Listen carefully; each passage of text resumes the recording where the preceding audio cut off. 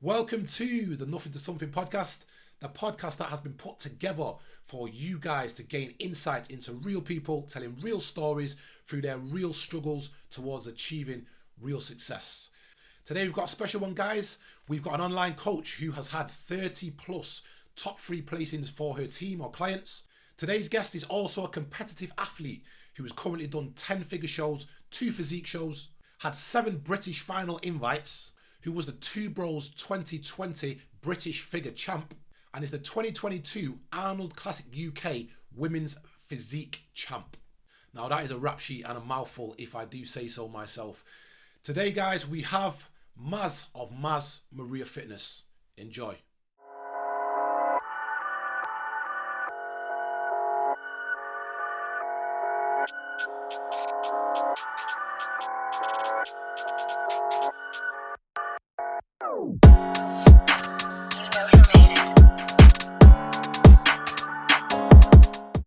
Maz, welcome to the podcast. How are you? I'm good, are you? Very, very well. Thank you. Very, very well. Proper excited for this one. We have a lot of shared interests, common interests, shared passion. Yeah, I've seen you from early doors. I've seen you pre-superstar, pre-champion, pre a yeah. whole list of achievements. So it'll be interesting to see how you've got to your current state. Yeah. So first and foremost, Maz, for those who are listening who don't know you, just give us a little insight into you, where it all started and where you are current day. So I think when we first met, you was my manager. I was already based at Pure Gym, wasn't I? I'd say I was a successful PT. I was one of them that got straight onto paying full-time rent. Back then, I was a bit of a tearaway, as in I like to go out and party. Lost my way a little bit, but I went to Ibiza, come back as a bodybuilder, and then 5 years down the line, I've done 12 shows. I'm an online coach, and I've never looked back. Nice one, nice one. And that is it in a nutshell. That is a nutshell. Yeah, Um, go to Ibiza. so what happened in Ibiza? Oh no, it was the third time I'd been, and it was like growing up. It was about time; it had to happen. So obviously, I was really well into the gym, well into the PT side of things. But on a weekend, I'd shut up shop, and off I went. But obviously, well, I was 29 then, so obviously I had 2 kids anyway. It was just something lit up, and I was just there. There we are. I think I got a coach. I went to Ibiza in the September, and I got a coach myself just to tidy up my diet, because just to make myself accountable. Because obviously we all know what to eat, but start checking in with a coach, and then since then, so November 2017, I've never ate off plan. Wow, So wow. yeah. And that's coming from somebody who likes to think he's quite dedicated to the cause. Well, that's And impressive. I used to teach them fat burn classes. So my Wednesday fat burn class, it was like everyone was like to the door, it was that full. But before I went in there, I'd eat 6 hobnobs. Wow. So yeah, I love my food, but I wanted my coach. What it was I said I want to look like I compete, but I never want to compete. And then within like 10 weeks, I'd signed up for my first show, because obviously you pushed me towards it. And then here we Yeah, the are. passion took over from there.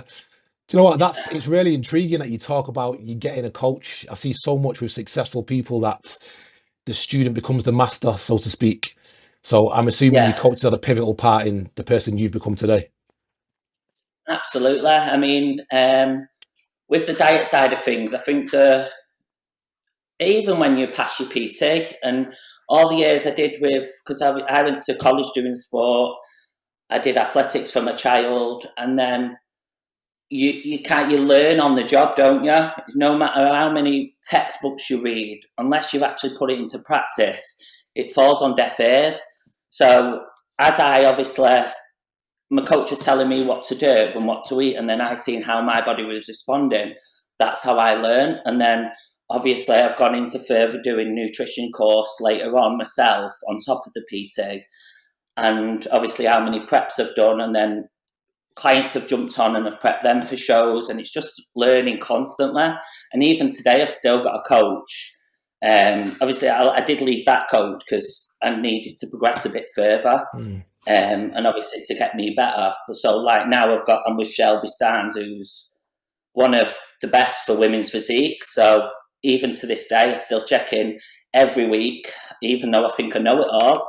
I'm still learning something every day. No, that's massive credit to you there, massive credit. And the humility as well to still have a coach and still, as you've just stated there, understand that we never stop learning. We can always grow, we can always become No. better. So let's just dial it back a little bit from there, Maz, and let's go all the way back to your upbringing. So pre-training, pre-anything, back to when you were a kid. How was your childhood? How was family life? Well, I'm the eldest of 6, so it was first up, best dressed. Yeah, it's just a normal family. We all did sport, so I was the first one to, obviously, I was the eldest, so I was the first one to get involved with athletics from like 10. And then all my brothers and that, they all followed suit, but I was more of a taking part that counts. I was good, but I just took part. But my coach kind of pushed me towards coaching. So from 15, I was actually in the paper for being England's youngest athletics coach. Okay, starting young. My little fat head, because I like my food then. But yeah, and then I went on to doing Hotwood. I went on to do the sport course there. But even in school, so I was so disciplined. I used to train 5 times a week at athletics, and before school, I used to get up at 5 a.m. My dad would drive up the road for me to. I'd be running. I'd catch up to him, then he'd drive a little bit further, and do like a 5 mile run before school. Wow. So, but it's only obviously now. I didn't know what I was doing then. Like that's just what I did. But it's only now. It's like reflecting on how much like drilled I am now. I realise that I've always been a weirdo. It's been into me from being a kid. But yeah, I mean, like my mum and dad, I used to train 5 times a week, but it was never a time where I wanted to go out or do anything. I'd be grounded. I wasn't allowed to miss training. If it fell on Christmas Day, I'd be there at the track, and it's just the same now. So yeah. Wow, it sounds like mum and dad have had a profound impact on you there, and it sounds like Yeah, they've definitely. laid the seeds, laid the foundations for what's come later in life to some degree. Absolutely. Yeah. No, nice one, nice one. And you're from obviously from Manchester. Mentioned Hopwood Hall there. Um, Yeah. Finest city in the world, as I tell everyone all the time. Um, Yeah. We were on to come the Manx. Certainly best city in the world, hands down. So fast forward from there, out of the childhood, you've already had what sounds like a big sporting background. The fact that Yeah. you were running 5Ks and all that with dad driving the car, like I thought I was doing bits Honestly, until we've had this conversation. my mates used to be like, "You've been out running this morning." I was like, "Yeah." Or do you know, like when obviously like 15, 16, you start going out and stuff, and everyone's drinking in the park. Like they all used to be calling me boring and all that, and sometimes I used to think, oh, why don't I? But I'm glad I never did because it set the foundations for where I am today. No, You know, certainly. even early on in adult life, like I had my kids young and lost my way a little bit, but then it's obviously when I've come away from that side of things and you look back and it's like, wow, they're still all doing that. You know what I mean? It's like, so I'm thankful for my mum and dad pushing me like that and then losing my way to realise what I don't want and then where I am today. And it's just a start. You know, I'm excited to keep going. So just keep pushing myself. Certainly, certainly. I like your reference to the mistakes there as well. I'm always one for telling people to go out and make mistakes, understand what doesn't work for you, understand what you don't like in order to find out what you like and what does work and fine tune from there. So, no, that sounds mint. When you're talking about being so strong minded in regards to peer pressure there as a youngster, so were you quite strong minded from an early age then, before sort of getting into adulthood? Yeah. Well, it's a 6 you have to be. um, yeah, I think I have. It's like if I decide to do something, I'm very stubborn. Even when I started out with my coach, even like when I'm doing well as a PT, there's like other people, there's all little digs and people trying to put you down. It's usually off people that aren't doing so great. And it's just down to jealousy or not understanding you or understanding what you're trying to achieve. They've never been there, done that, so they don't know the good feeling. So in my head, when I first started out, it was so I'd post every meal, and if I didn't post every meal, I'd think in my head that someone was watching, thinking, she's not eating that today. So it's just my way of ticking over, and I like to prove I'm doing it and what can be done, and stick up the V's that anyone, if anyone is hating, they're probably not, but it's my way of, I like to prove what can be done, if that makes No, I love sense. it. I love it. Whatever works for you and pushing those boundaries as well. Certainly pushing those boundaries. So it it sounds like to people who don't quite get the industry, get the fitness. I'm just talking about fitness in general and being in decent shape and adhering to diets and Yeah, training routines. Never mind the extreme athlete side of it that you've achieved over recent yeah, years. It can sound like you're a little bit obsessive. And I know I've been there. I've yeah. counted calories. I still track a little bit to this day and try and stay in shape and that even though I'm not competing. How do you see it?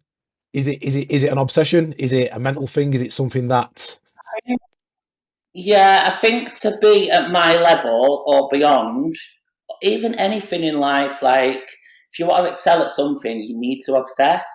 And I always say to my clients, like, if you're going to try and save for a mortgage, do you put 50p a week away? Or do you put every bit of your life savings away?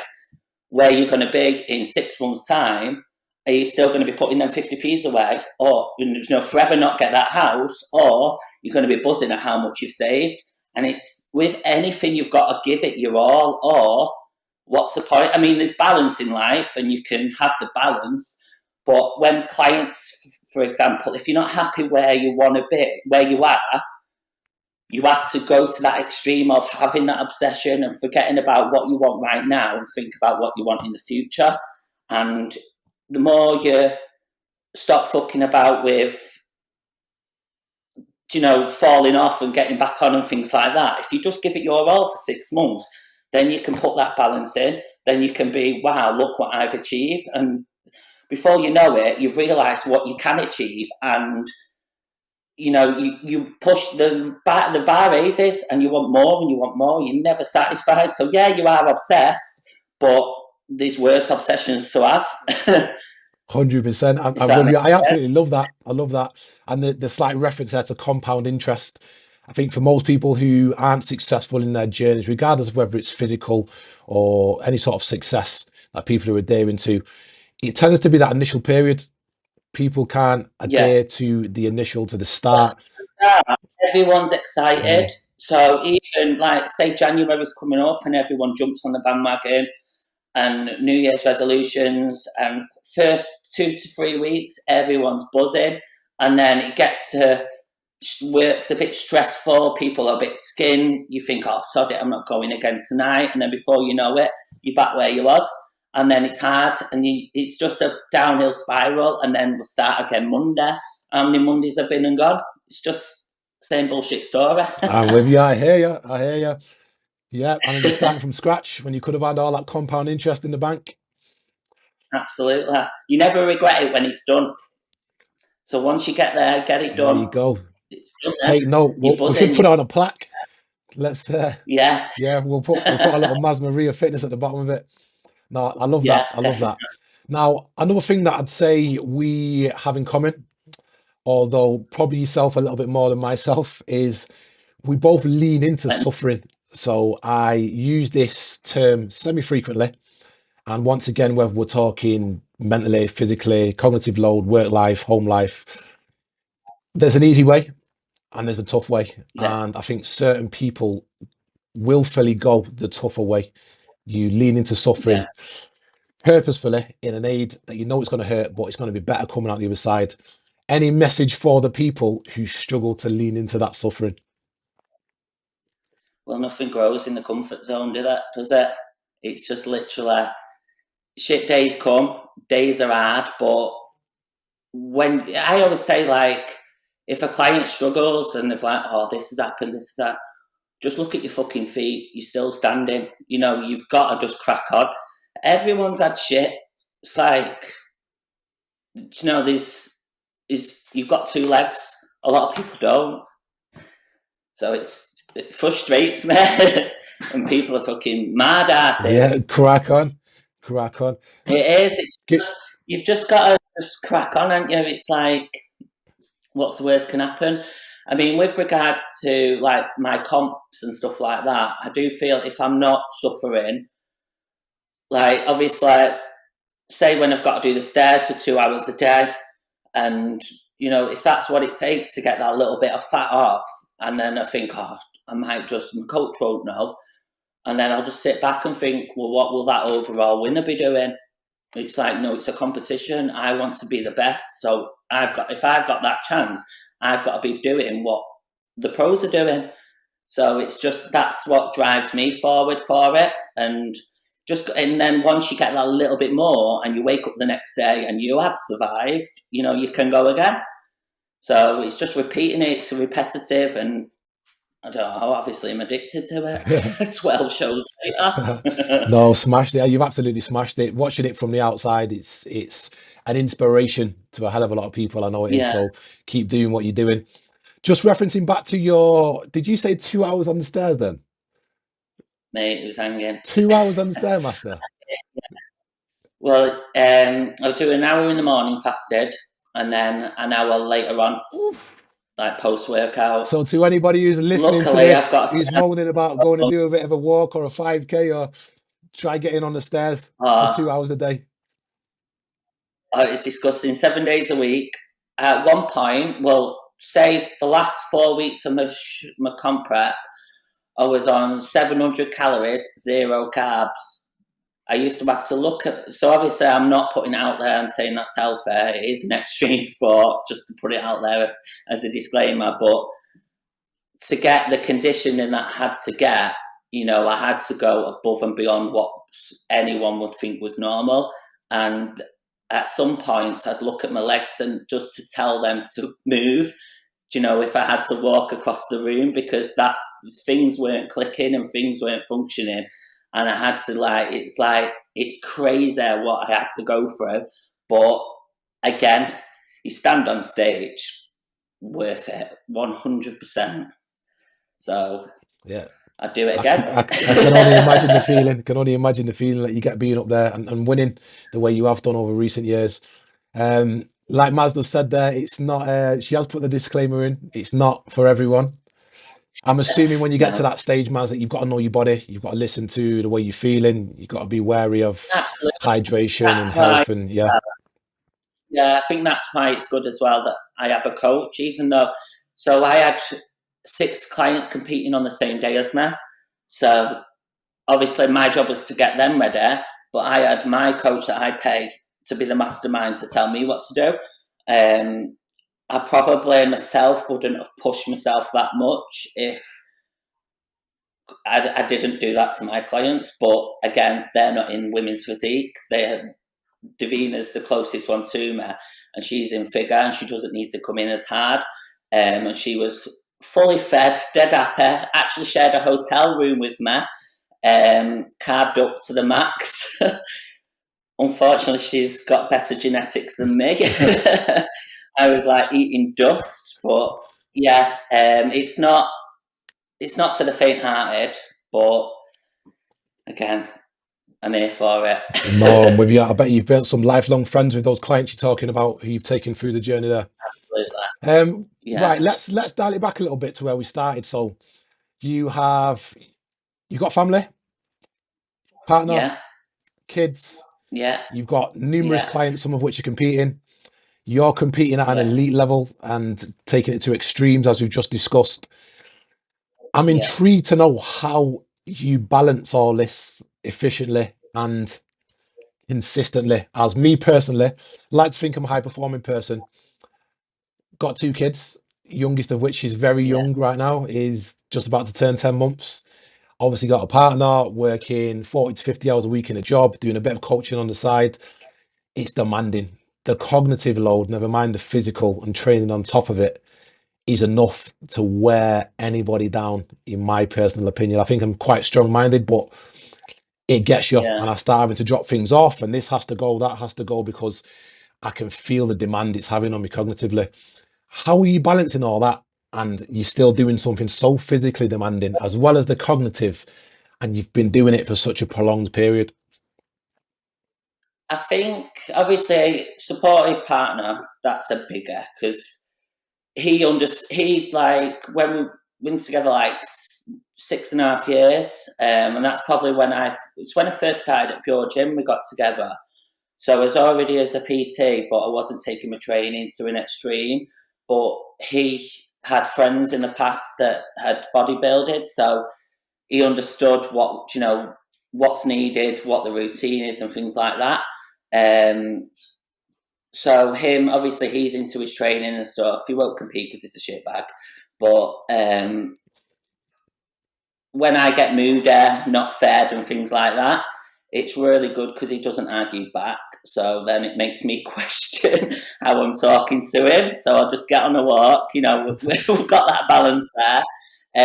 Again, with my kids, like I had Lewis at 19 and Regan was 4 years later. So it's literally Lewis is starting Hopper next in September, doing a sport course, taking after his mum. And Reggie's just turned 11 yesterday. So it's literally, they're older now. I can do my life. When I was saying that though, when I was, after having Regan, my youngest, I was 6 months into maternity leave, and I started working at Fitness First because full time as like a sales manager. Because I was like, there's no way. I've never been a sit down mum. I like to be busy. Even now, like if things are quieting down and stuff like that, I'm like, right, what can I do? I've even hoovered my house twice today. It's like I've got to keep going. I can't sit still. But things of like managing it, like yeah, we have a lot of clients, but they're checking in over the 7 days. I evenly spread my workload out. I'm not, and I always train. All my clients have to check in by 10 a.m. Otherwise, back of the list, I'll get back to you when. So I have a good relationship with my clients with regards to, they know when they need to check in. They always check in on that day. And then I'm at my desk from 4 a.m. pretty much every day. And people think, but I can't sleep past then. I am in bed by 8 p.m., so I get a good sleep. I'm up body clock. I don't even ever set an alarm. I'm just sat here, send all my clients a motivational quote every morning. And then that's their open book then. If they've got an issue, they message me. I've got my clients checking in. So I'll get a few clients checking in by till like 6:30, and then that's the eager ones all checked in. I have a bit of a break where I know the lazy asses are like trying to get on a few walks and stuff before they step on the scales, them sort. I've been there. So that time, that's when I can get my kids sorted for school. And then I'm back at my desk by 8 a.m. I've got a 2-hour window there where I'm on it with my work. And then I'm I'm at the gym for 11 a.m. doing my session, doing what I need to do. Back at my desk by 3 p.m. answering anything I need to do. Obviously, when I've got to do programming and things like that, I'll have to put that in my day. But it literally, because I'm so repetitive with my day-to-day, it just all falls hand in hand. The night before, I'm writing a to-do list. If I don't have a to-do list, it makes me nervous. It's like, I've got to be ticking something off. There isn't anything, like, I can't function without things ticked off. So, yeah, it's easy. I find it really easy what I do. It's because, like, I don't go out, like, I don't socialise so much, but, I'm 34, it's like, you don't go out anymore like that. When I see friends, it's nice, yeah, but me being out, that's my sacrifice from what I really want to do. And I literally only go to different events or see people when I feel like I have to. So like my best mate was at a baby shower the other week. I had loads of excuses coming out of my ears, but I couldn't do it to her. And when I got there, I absolutely loved it. But I was be buzzing that I was back at my desk when it finished. But yeah, No, and I find it really like I know my day's crazy. People think, but if it wasn't crazy, I don't know what I'd be. I don't know where I'd be. no, that's a fantastic insight. Honestly, it doesn't sound easy. So kudos on what you're doing. It's obviously it When I works for you. Yeah, when I first started, obviously I took on a few online clients as I was still a PT at the gym. Um, and honest to God, when I first set one up, I think it took me about 5 hours to set one plan. And I remember sat there with my iPad, like on a Word document, and it was just like, when you think back, but now it's just like, it's just second nature. It's just so easy. But 2019, I actually left the gym one-to-ones, which fell fucking brilliantly with regards to obviously when the world all shut down. I was a full-time online coach, so I'd already built my business up then, and obviously when all the gyms shut and things like that, I feel quite fortunate that I'd already set everything up, and then my job then was making sure my lifestyle clients, so to speak, were doing burpees and everything else and getting out on a run, and it was my bread and butter. You've got to make it work. So I got through that, and then it just expands all the time, and I never have a client that leaves me on bad terms. People come and go, but they always come back when they need me, or um, when they've got a new goal or they've got a bit more money and things like that. I've got clients that have been with me from 2016 when I left the gym. They're online clients now, so I think I've just got that sort of like relationship with them, and I just love my job, so it comes through and they buy into No, it. it does. It does, honestly. Speaking from experience, your passion for it shines through. I've seen firsthand as well how passionate you are about getting your clients results, which at times can come Yeah, across a little bit, how can I put this, a little bit aggressive.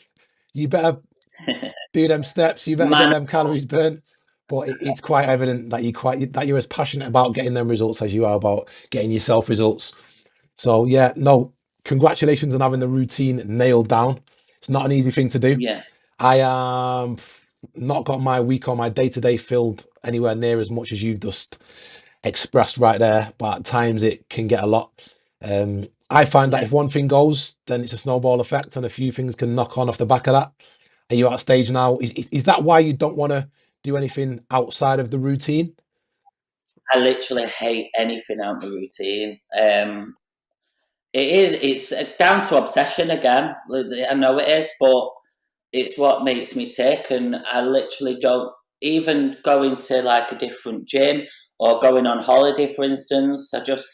I can't do it. Like if we went away, last time I went away was Mexico in 2019, and I took my MacBook with me and worked every day because I just can't not. And like I've put off going away again because even then, it was an all inclusive.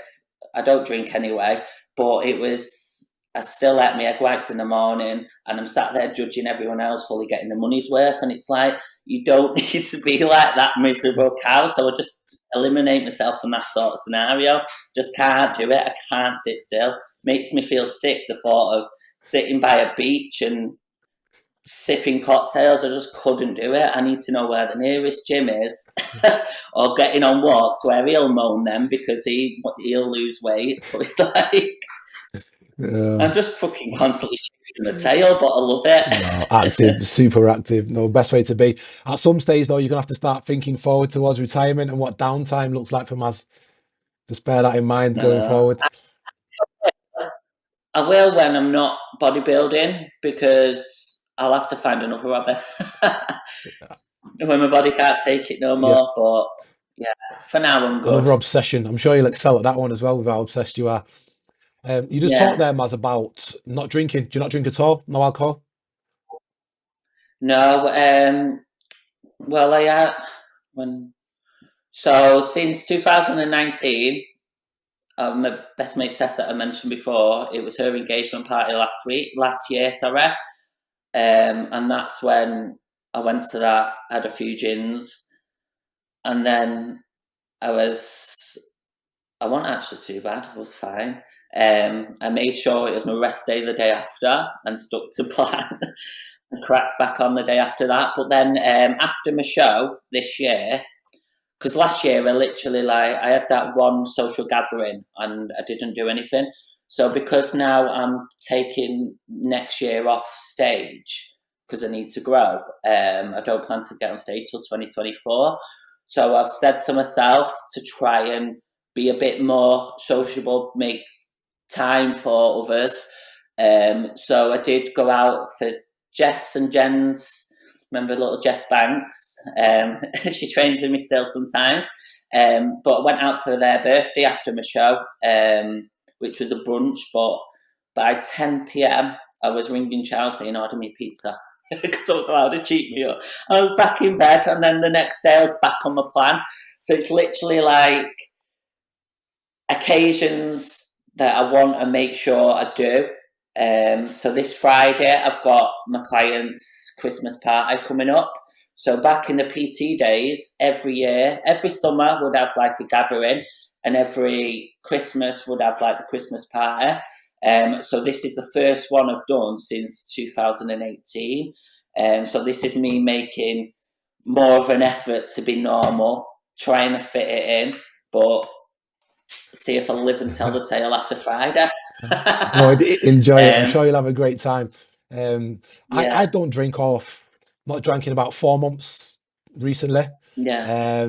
I like the fact that you're factoring it in, you're thinking about it, you're thinking ahead, you're processing it. So, It's more so like, yeah, it's more so thinking of giving back the time to people that understand that I'm prepping and, still supporting my journey. Because when I'm saying, I know a lot of my friends now would they won't even invite me because the anxiety I get of how many excuses I need to give.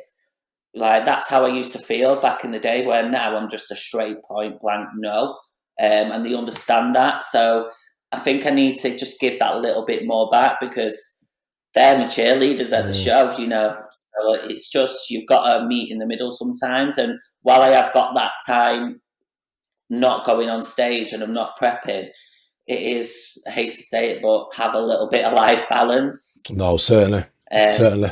that's what I'm trying to do. No, it sounds good. Striking that balance sounds good.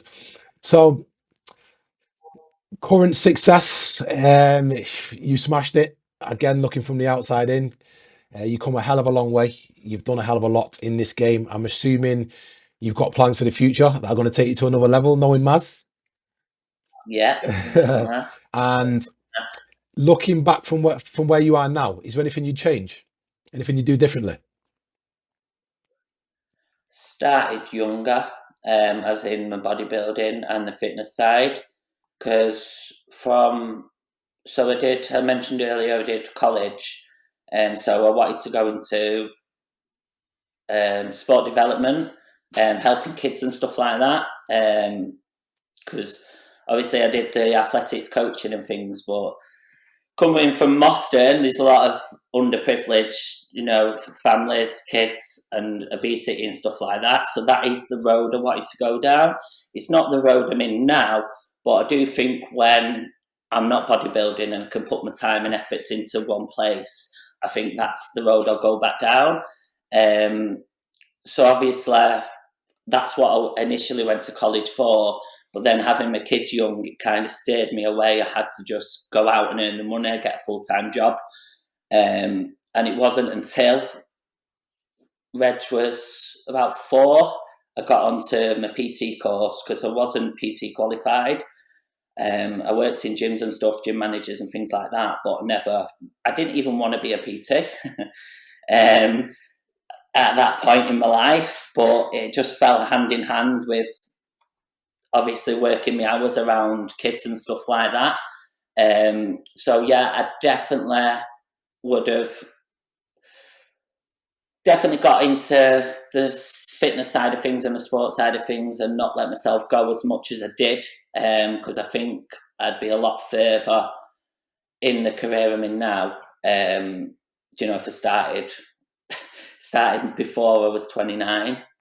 No, understandable. You come a hell of a long way regardless.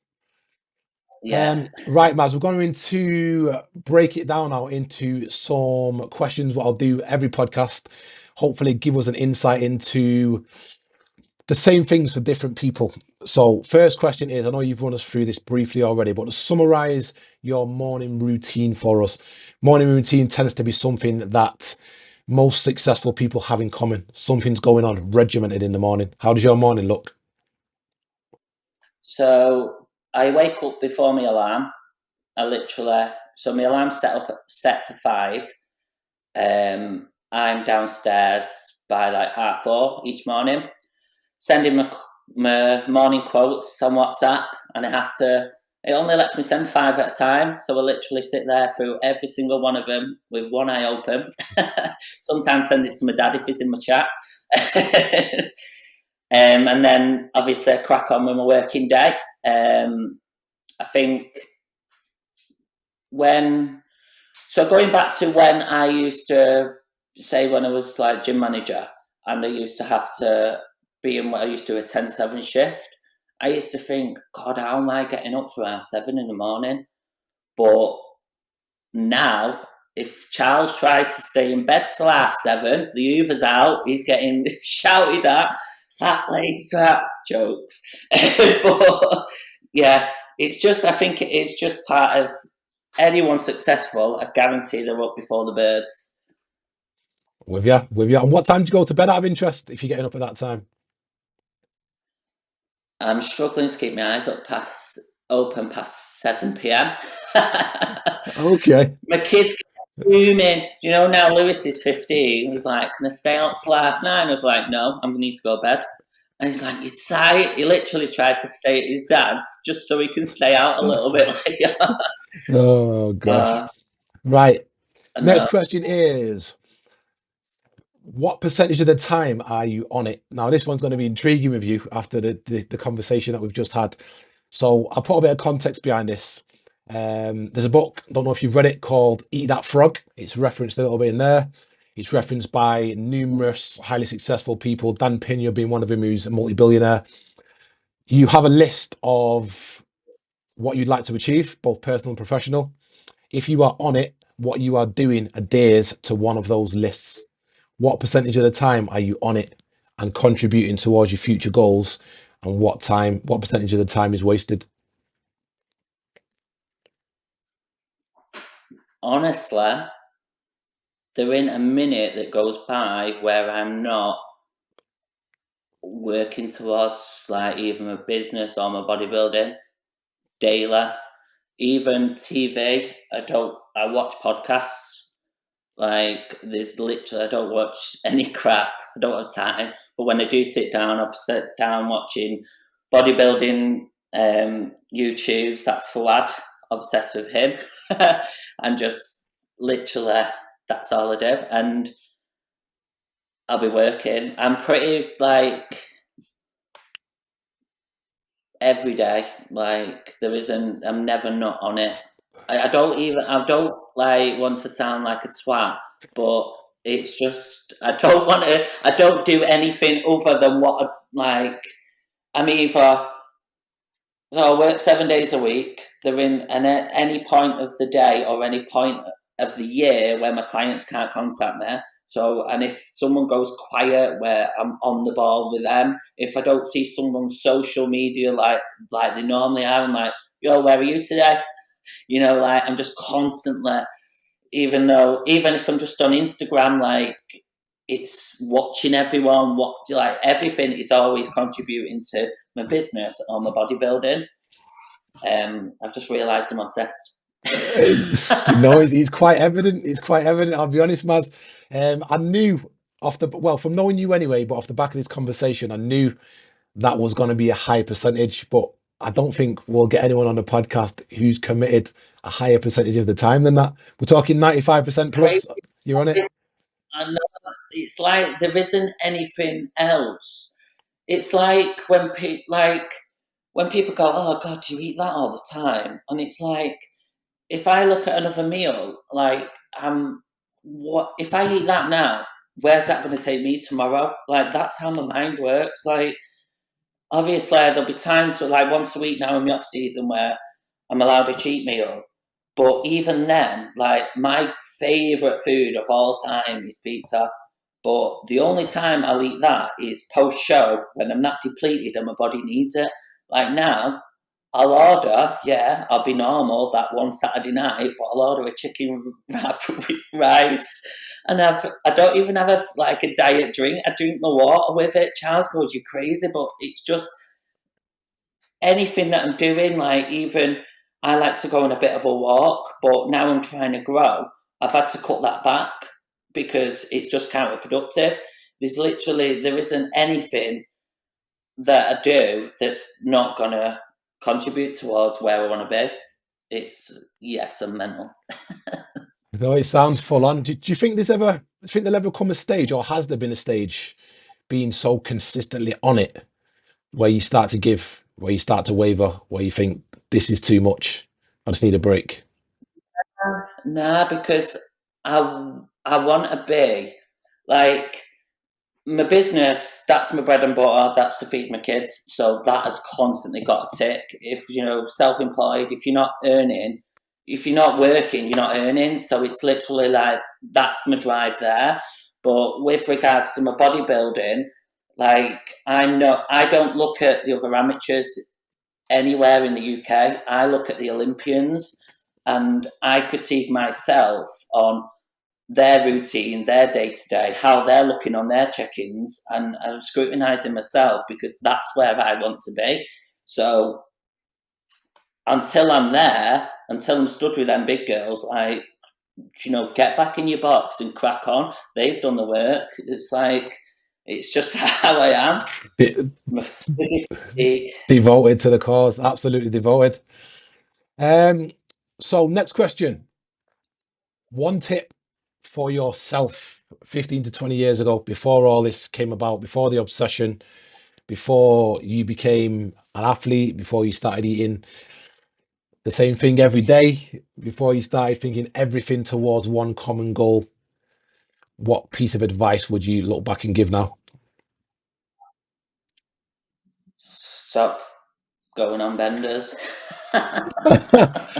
Nice and straightforward. There you go. No, I'd work like I've always been a grafter. I've always been hardworking. Um, you know, growing up, like my mum had two jobs, like to feed six kids. It's just my work ethic has always been there. But on a weekend, I'd be in the same circles that everyone else is in, going out. And if it was a time where the kids were at the grandma's for the weekend, or when we split up with the kids' dad, if it was with them, I'd go out Friday, I'd come back Sunday. It's like I think it's part of growing up, and it's made me realise, like I said earlier, like the life I don't want to live. I don't regret that because I had some fucking some good times. But you grow up, don't you? I would say, like I said, I just want to start what I was doing earlier, find my feet and my purpose earlier on in life. Um, and believe in yourself, because I think a lot of times where I'd go to the gym and feel stupid and I'd start just doing the cardio, but then I'd go home and eat the chipper. And just the usual common factors of someone's life, them journeys where they're trying and then you're starting to get under.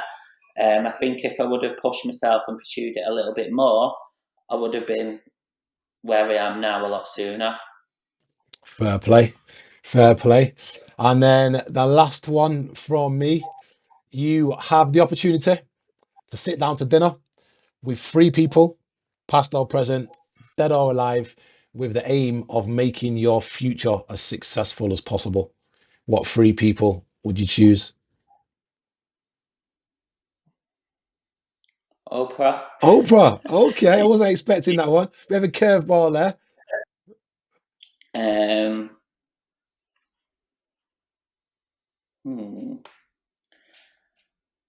that's hard, that. Put you on the spot. Paula Radcliffe, she was like my hero growing up Yeah. with me after 6. And then probably Conor McGregor because he's a nutter. Still got that side to you, yeah? No, I can get down with them three. I can get down with them three. You can certainly take something from each one. So not a bad Yeah, choice there. Not a bad choice at all. And that about wraps us up. Just to summarize, Maz, you are an inspiration. You are very okay. full on, as I've said. You make me feel like I need to up my game. And I'd like to think of myself as a Watching I like to think of myself as committed to the cause. I like to think of myself as driven, but there's levels to this. And every now and again, you speak to someone who makes you want to level up. So, yeah, congratulations on everything you've achieved so far. I know you've got a hell of a thank lot you. more to come. Keep pushing, keep supporting those clients. And just before we go, just let the listeners know where we can find you, what your social handles are, etc. Yeah, so it's MazMaria Fitness on Instagram, and Coach Maz also on my Instagram. So give us a follow. I've also got my YouTube, which is I tend to do my preps on there. So it's got quite a few videos on there. That's just MazMaria Fitness on YouTube, and some more. I will be putting some more uploads on there, trying to be normal this year. So, like I've said, so get on there and watch that as There's a well. nice one. So that'll give us an insight into life of a competitive athlete. And for anyone who's Yeah. wanting to be coached, who's wanting to see a little bit more of what this life is like, or wanting to take things to another level, you've got the social handles. I'll add them in just below the video as well for anybody who wants to give you a follow. It's been an absolute pleasure. Thank you, Maz. Oh, All the cheers, best. Mark. And you. See you in Yeah. a bit.